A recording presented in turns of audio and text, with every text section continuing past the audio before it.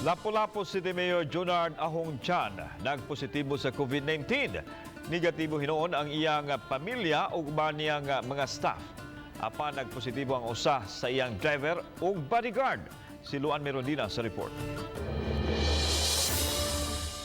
Way lipod-lipod nga gikonpermar ni Mayor Junard Ahong Chan nga nagpositibo siya sa COVID-19. Gipublikar sa mayor ang resulta sa swab test sa iyang social media account o gipahibaw atol sa flag racing ganihang buntag. Nalipay lang po ko nga ang the entire family, especially ako mga anak, gagmay pa, nakoy gamay nga 9-year-old boy, at least negative na sila. So, okay lang na ako nag-positive.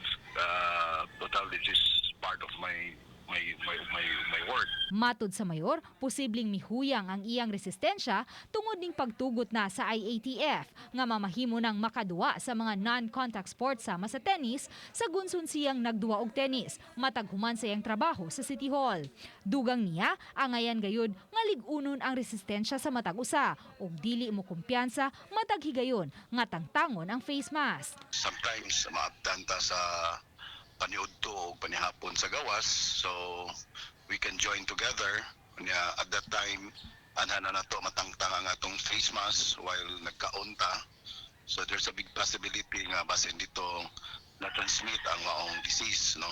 Subay niini, miduso na og leave of absence ang mayor sugod karong adlaw, samtang si Vice Mayor Celsi Sitoy na ang magsilbing OIC sa City Hall samtang nagpaalim pa si Chan. Follow lang ta sa law on succession sa any temporary vacancy sa sa office of the mayor.